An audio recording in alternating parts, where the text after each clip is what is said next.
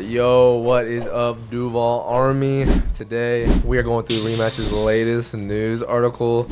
I know this came out a while ago, but I actually want to just go through it on the like YouTube channel with y'all and kind of get your like feedback. We went through a Discord feedback channel a little while ago, so I just wanted to kind of go through one of their news articles. I might go through the Reddit too, actually, just because all this stuff is interesting. I want to read it.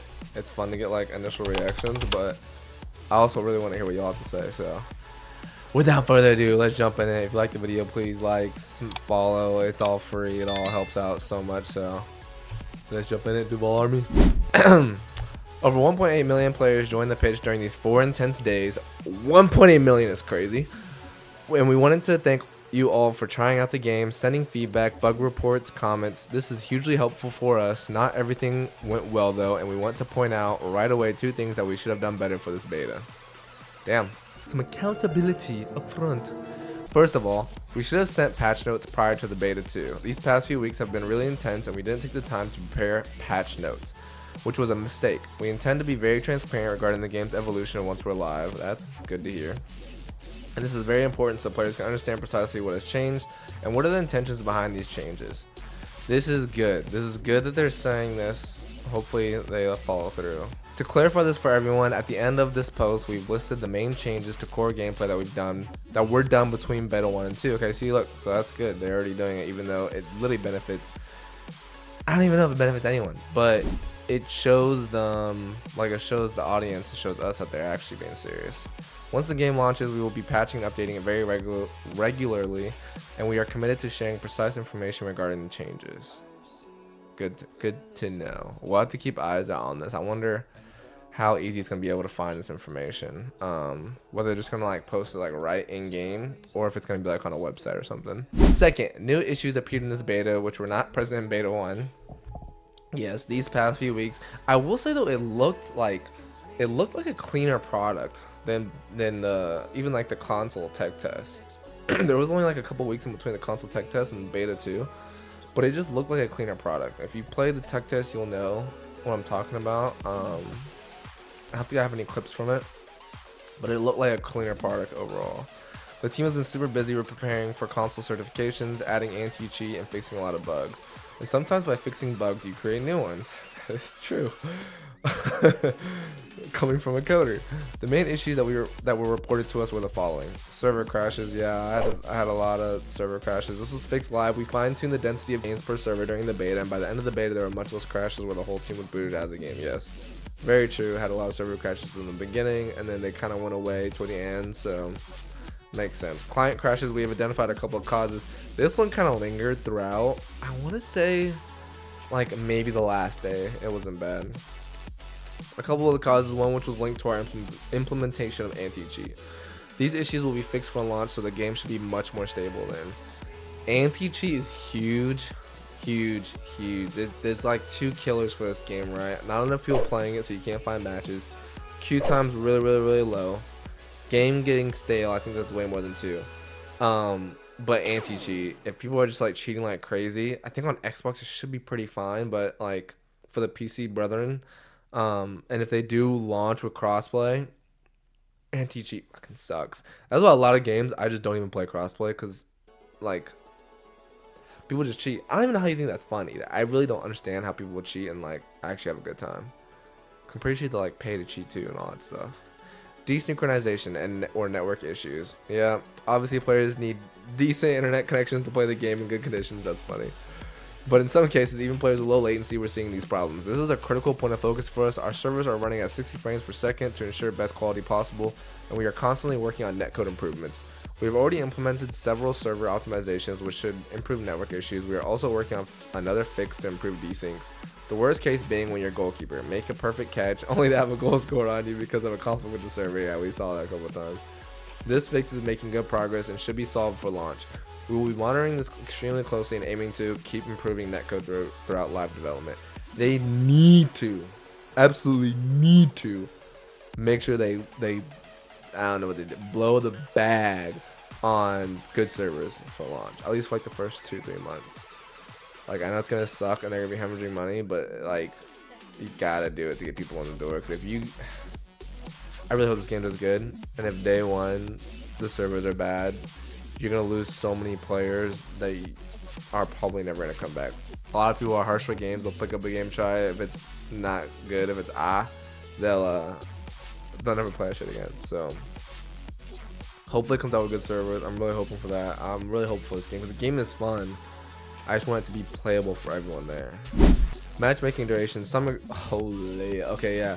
Matchmaking durations. They need to be on Rocket League level matchmaking. It needs to be like 30 seconds or less. And 30 seconds, you're still pushing it.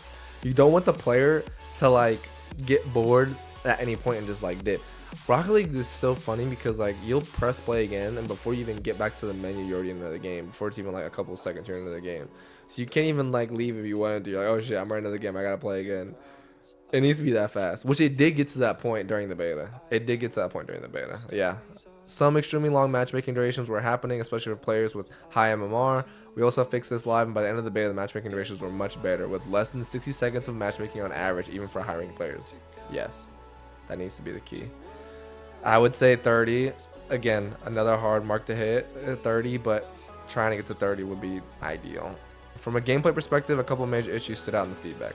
Rainbow flick reactivity. We had made some changes to volley prioritization to avoid players juggling the ball on their head by chaining volley lob push balls, which felt like a cheap tactic and creating a balancing issue.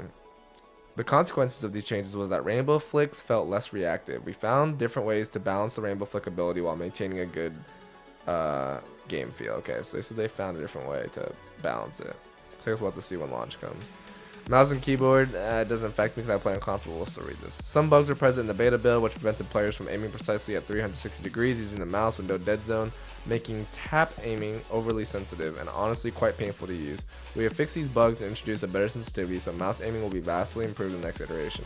At this stage, it was too late to reintroduce WASD aiming or to allow players to choose the options, but this will be available in upcoming patches, and some players may still prefer this input method. Huge. I'm glad that they're going to have options for the players. That's nice. A lack of input remapping. Unfortunately, we were not able to have remapping available for the beta. Our priority is mouse and keyboard remapping, and this will be available at launch on PC. Gamepad button remapping will be delivered in a patch shortly after launch. More advanced remapping options will also be made available in future patches.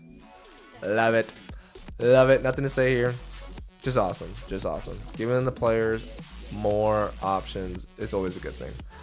Other issues include starting at kickoff. Yep, this was the damn hack. I don't know how people were doing this. Some people were like purposely doing this, but I don't know how. Goal replay bugs. Yes, that's been a thing. Spectator mode bugs. Yes, that popped up in this one too. We are investigating all these, and if they're not fixed for launch, they will be soon after. Cool. But these aren't game breaking, so I understand why they're focusing on all the other crap, because these were not game breaking. Obviously, when the full thing looking clean for launch. I don't know. I don't know if they'll hit these before launch, because I don't see anything in here right now, which is like kind of concerning up front about crossplay. Finally, we feel it's important to say that Rematch will not be finished when it launches.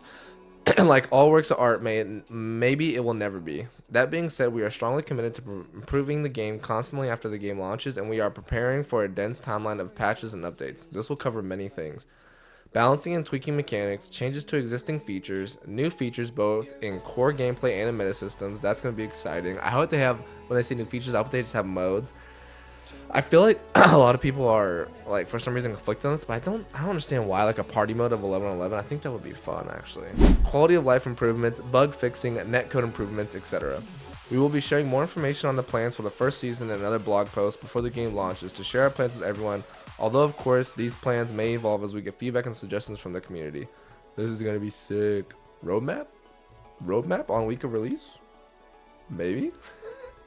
That'd be sick though. 1500 challenges have been submitted to the game engine. Change lists have been submitted to the game engine. Wow,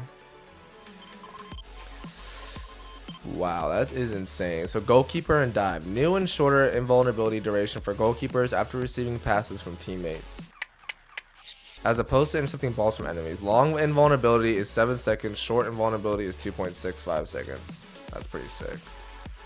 So they're changing the amount of time the invulnerability.